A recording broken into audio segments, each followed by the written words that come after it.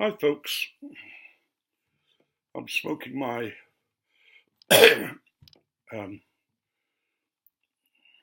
skeleton pipe, the death's head with its red eyes, and I'm doing that for a reason, because I'm smoking something that I first tried with a bit of trepidation because of its reputation. Black X, Samuel Garth's finest Kendal twist. When you open the tin, the first thing you notice is just how much like a dog turd it looks in some ways. But it is very black. It's well named. It's a Virginia. It's been cooked to make it black. It's the same tobacco as Brown Twist, which apparently is stronger. It's slightly damp when you get it, so you have to dry it out a little bit.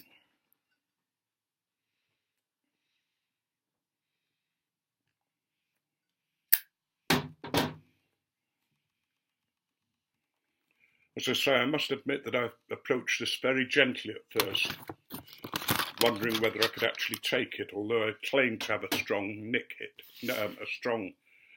tolerance. Let's see whether I can show you what it looks like. That's what I worked it down to before I packed the pipe. I found very little smell with it, or scent that I could smell.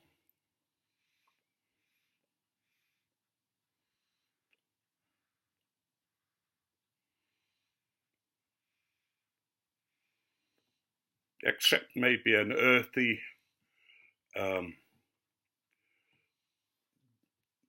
smell. Let me have another go. There is a sort of a sweet smell on the top of it, but it's not a sweet tobacco. It took some lighting at first because I haven't dried it out very much. And then when you do smoke it,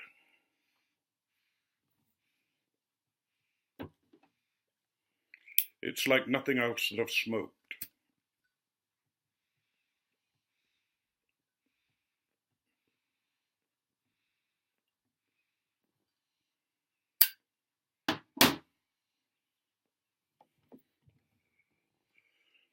I'd advise anybody to take it slowly to smoke at first.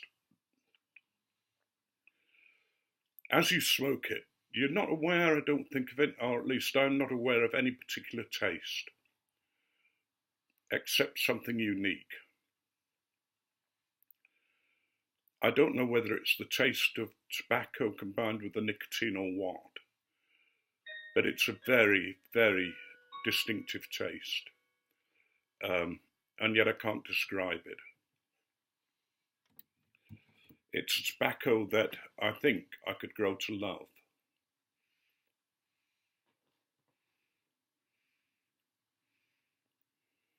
I waited before doing the first review until I'm about halfway to 3/4 down the bowl, because I wanted to see whether the nicotine really hit me hard. I can say at the moment it hasn't. The thing I have noticed is that there's that slightly croakiness to my voice. I mean, I'm not inhaling at all. In the mouth, there's a coating of taste, a very dark taste, a very thick taste, but one that has all sorts of nuances to it. I was going to say it's like the smell and taste of a crypt, but you'd need to know what that smelled like.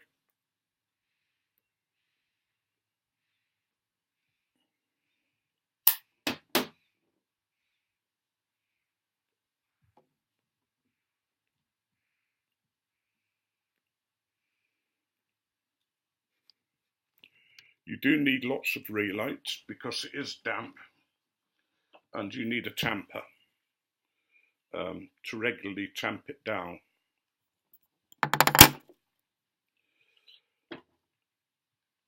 It was almost a dare to smoke this, I think, because of the reputation everybody says about it burning the hairs off. Somebody described shaving the hairs on his chest before he started smoking it, just for a test. And by the time it got to the second puff, the hair had grown back on his chest.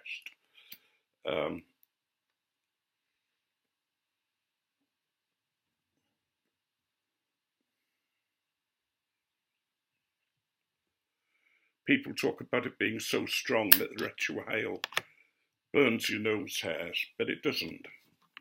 Or at least it doesn't for me. It's just a delightful, thick, heavy smoke. It's something that I couldn't smoke all day, I don't think. But I could certainly smoke it as an occasional treat, or even perhaps more often. It's got a strong taste, a strong nicotine, and a strong rum note. In fact, it's an all-round strong. There's no Lakeland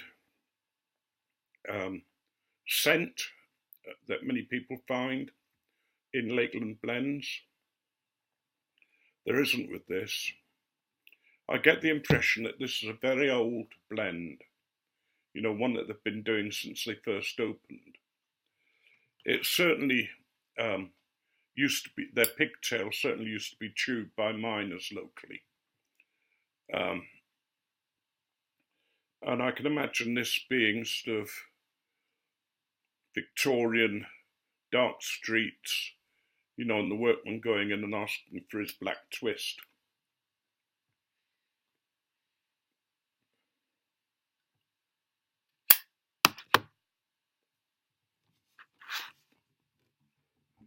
For me, there's almost a sense of mystery about it.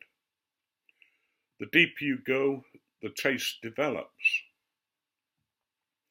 People have described it as raw, as beef, rich beef. Somebody said it was like sun-dried meat. I'm not sure about that. I mean, as I've said before, I do have trouble with taste. I like spicy food. I like salty food simply because I'm getting older and my taste buds are not what they used to be.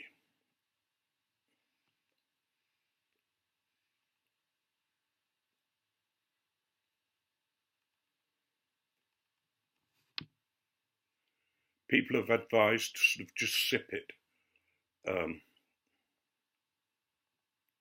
And I think I would give that advice to anybody as they're starting it. But really let the tobacco guide you. Because this is a tobacco that, when you open the tin, looks at you and says, come on then, show me how hard you are.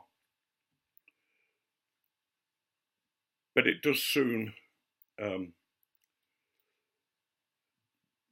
gets over that edgy sort of threat to you.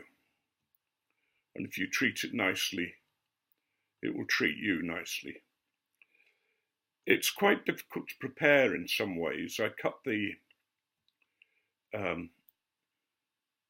tobacco into as thinner rings as I could, and then I chopped the rings up. And you get that sort of very dark, very black, almost like a, well, I don't know. I think depending on how you prepare it, you could almost get it sort of,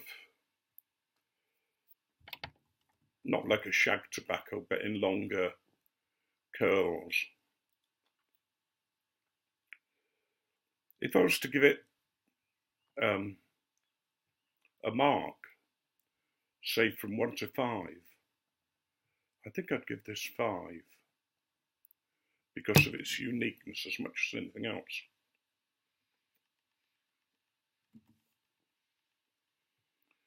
As you see, as I said, it does need relighting, but I don't know whether you can see the ash in there. It's a lovely grey ash.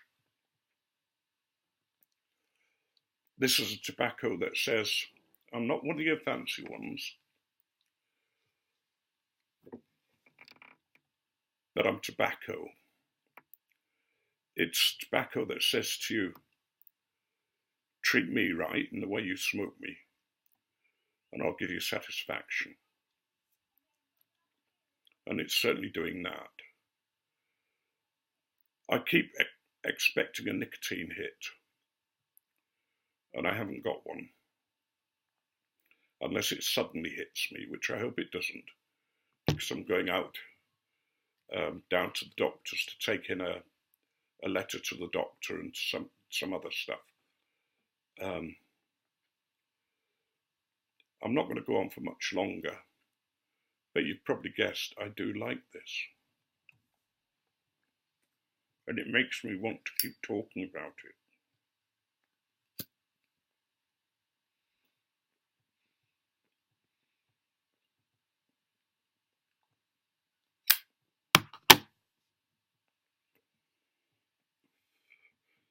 I will admit that I chose this pipe for 2 reasons.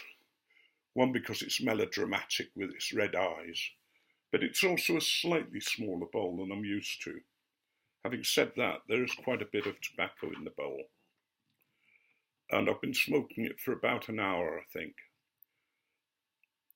So you'll get a long smoke from it. I mean, if you put it into a standard bowl, I could imagine this being smoked for 2 hours. It's that kind of smoke. I was going to say it's a manly smoke, but it's not. It's an adult smoke. Whether you're a man or a woman, this is for a tobacco smoker. This is what I call a smoker's tobacco. I mean, if you like aromatics or lighter tobaccos, then don't waste your money on this, because it's not going to be like that. It's a pure Virginia, and I don't like Virginias because they give me tongue bite, and for me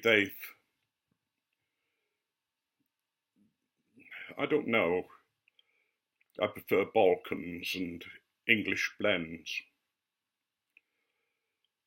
But having said this, I haven't tasted aged Virginia yet because I've only been smoking for just a year. So the Virginias I've got are still aging.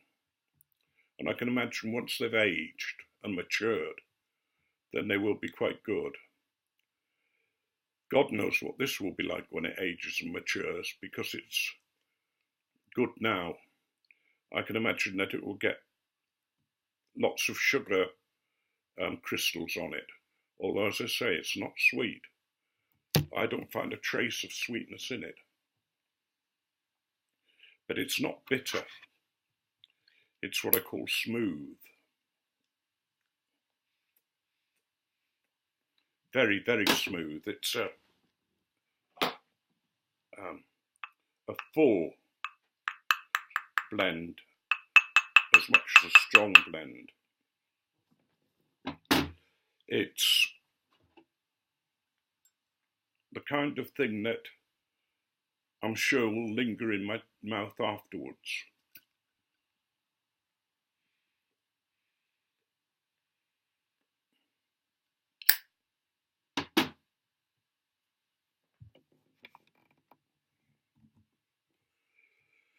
Well, I think that's long enough.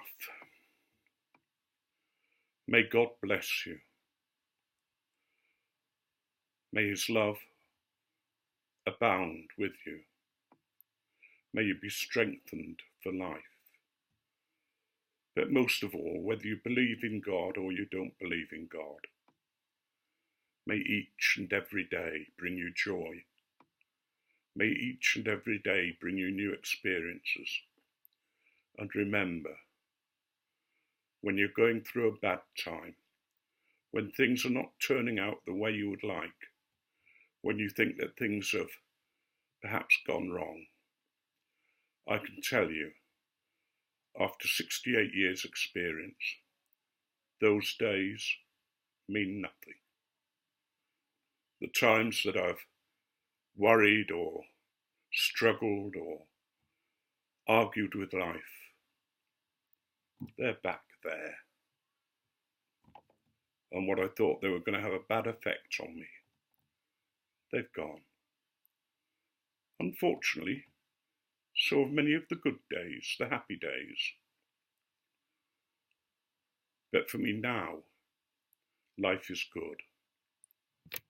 And life with this tobacco, this smoke, is very, very good. Now, having said that, be very careful before you buy it. Be aware that, as I say, it's a smoker's tobacco. It's the kind of tobacco that would go with a very, very rich whiskey. Maybe even a really nice aged port. Bit sweet maybe, but I'm sure it would taste well.